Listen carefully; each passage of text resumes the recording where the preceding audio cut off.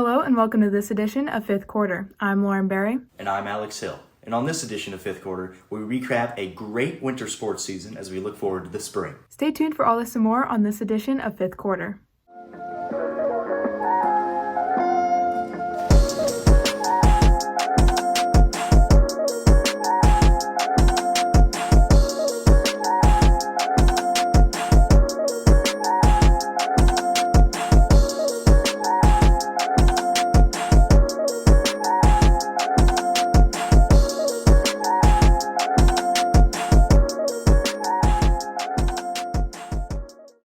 Luke Rule and Blake Heisey take us around as they ask opinionated sports questions to some of our students and staff.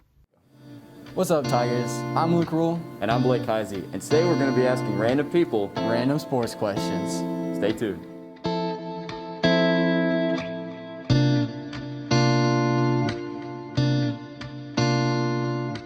What is the most underrated sport? I think it's hockey. Curling. Most underrated sport has to be water polo. It's going to be a choice between spiked ball or cornhole. Dance. I think the most underrated sport is probably fencing.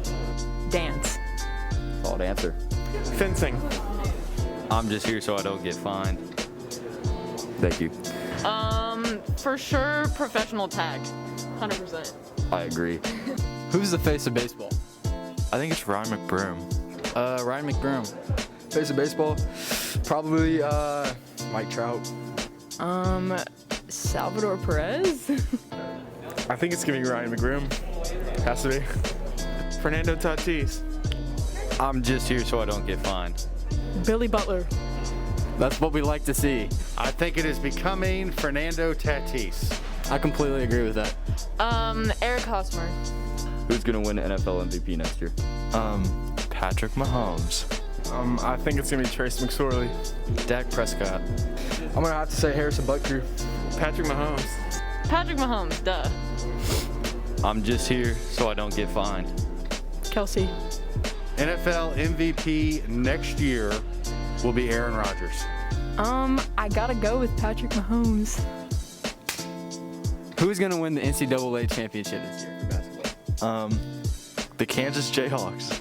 I think Loyola Chicago might have it.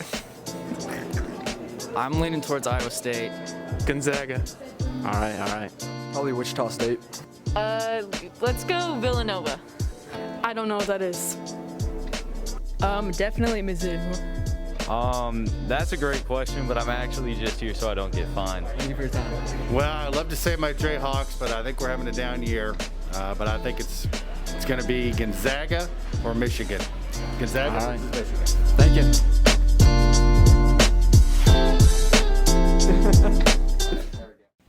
Abby Oldham, Kylie Woodruff, and Mahala Stevens asked athletes how they fuel up before a game. Hey Tigers, I'm Abby Oldham. And I'm Kylie Woodruff. Have you ever wondered what athletes eat or drink before the big game? Well, we have interviewed some of our very own student athletes to fill you in. My name is Jordan Stow. I play volleyball, and before a game, I drink Body Armor, eat granola bars, and lots of protein. The team goes to Chick-fil-A and Longboards before games. Hi, I'm Victoria Mez, and before I play sports like soccer and tennis, I usually have some oatmeal, protein powder, and smoothies. Hi, my name is Santino. What sport do you play? Football and wrestling.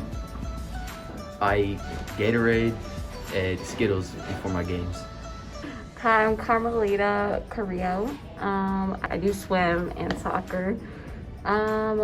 What I eat before the big game or a meet is probably pasta, and for a drink, like a protein energy drink. My name's Kate Higgins. I'm a cheerleader, and normally before a game, I eat a piece of fruit and drink a lot of water. I'm Jeff Fernetsky, and I play soccer and basketball, and I have granola bars before games. For more information, insights, updates, and upcoming sports and activities, Follow us at all our social media handles at TVTV8 Tigers and TVTV8 Sports. see you next time. Kyle Graydon and Alana Twinter sat down with the spring sports coaches and got an inside look of this coming season. As tryouts are coming to a close, we wanted to take a look into how our spring sports coaches are adapting to not only coaching through a pandemic, but coaching through the loss of a season last spring. I'm just happy to play. To be honest with you, losing last season was one of the hardest things I've had to go through professionally. It was like mourning a death for me, to be honest with you. I'm looking forward to watching these kids play. You mentioned my senior class. It is weird that we missed a season and I have returning starters. They've been telling me for 2 years how good they are. So we'll go put them to the test. We built a hard schedule. We'll see if they're as good as they think they are. Tackle COVID guidelines. We'll suffer through them just like everybody else. 2 family members per game. It's just the world that we live in. It's almost a new normal. And the field to ourselves, we're a year away. Good thing to tell the sports people for next year to come out and look at the new baseball field because it's going to be awesome. For girls soccer, we're excited to see a strong senior leadership as Coach Wiebengate encourages the girls to compete hard and take nothing for granted. I'm Coach Little, the head boys golf coach, and I'm excited to talk about our upcoming season. I think, coming after last year, which was a challenge, in which I coached golf for all of 2 weeks and our season didn't really get started. I think that was a big challenge for us coming back, and that, we didn't get that year of development. We have some talented golfers, some young kids that have a chance to get better. I think I'm probably most excited to see how they come along, and really, what they're going to look like with this extra year of development. This year, we're looking forward to getting to have a whole season and get a chance to compete across our conference and across our district. With tennis being a more COVID-friendly sport, Coach Hobbs is just excited to get to see her athletes compete this season. We're really looking forward to watching our kids compete this year since it got taken away from them last year. We are lucky that tennis is one of the most COVID-safe sports out there. You're never within 6 feet of a teammate or an opponent. Our approach this season is to really play with gratitude, not taking a point for granted. And I'm looking forward to seeing our senior class lead and show the team how to compete. So yeah, we're looking forward to playing tennis. As we focus on the upcoming track season, we're looking forward to see Johnny Brackens have more standout performances, as well as watch the rest of our athletes build off of their time off last spring. Signing out for 5th quarter, I'm Elena Twinner. Jordan Wood gives us an insight of what Tiger Woods' future might look like. When the game of golf is brought up, one name pops into many people's heads, whether you follow the sport or not. Tiger Woods has put together one of the most impressive careers out of anybody who has ever picked up a golf club. And in many people's minds, he's the greatest of all time because of it. Tiger is tied in first place with most career wins on the PGA Tour with 82, which is pretty impressive considering the talent pool. The Big Cat is second in all-time major wins with 15, just 3 behind the Golden Bear Jack Nicklaus. With all of that set aside, there's a few things that Tiger brought to the game that was really experienced by no one else before. Tiger had a certain aura about him that attracted even other players on tour.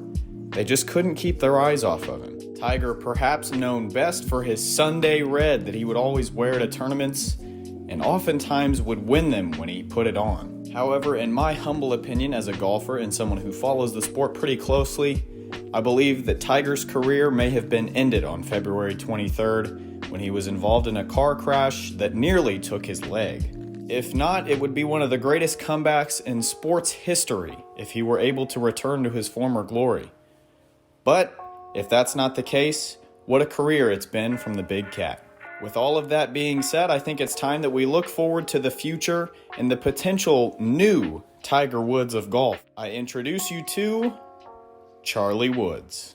We believe this was a 5-wood that he rips from about 175 yards with Dad watching close by. You can hear Tiger say, awesome shot, and it was. Signing out for 5th quarter to take on the left side of this hole. I'm Jordan Wood. This was done for Charlie's sake because now he's got more of the green to work with. Oh, man. Oh, what a shot! Or you could just go straight out. Lauren Berry and Lauren Holdmeyer give us a recap of a great winter sports season. Hey Tigers, before we begin the spring sports season, let's take a moment to recognize the accomplishments of our winter athletes. A fantastic season by Girls Swim and Dive led them to state on February 19th, finishing 14th out of 29 schools. Congratulations to the 8 athletes who qualified for this year's state competition. Wrestling continued the excitement at sectionals on February 27th. Congratulations to the 9 wrestlers who competed at sectionals and to Nathan Wishney and Jackson Jones, who are moving on to state, which will be held March 9th through 13th. The girls' basketball season was taken over by COVID-19, forcing them to quarantine twice. Despite this major setback, they were still able to earn wins against Ruskin, Fort Osage, and Oak Park. Their season ended after a heartbreaking district loss to the Lee Summit West Titans on March 1st. Although the state dance competition was virtual this year, this didn't stop the Tigerettes. Congratulations, dancers, for placing 2nd overall in Division 5 at state. Finally, we saw a fantastic season from our boys basketball team. These athletes were unstoppable this year, finishing with an overall record of 13-6. After their win on March 2nd, they continued their postseason run and played again on March 5th. Congratulations to all of our winter athletes this season. Reporting for 5th Quarter, I'm Lauren Holdmeyer. Thank you for tuning in to this edition of 5th Quarter. For packages and more, go to www.tigerbroadcast.com. Or follow us on Twitter and Instagram at TBTV8Sports. Once again, I'm Lauren Berry. And I'm Alex Hill. See you next time.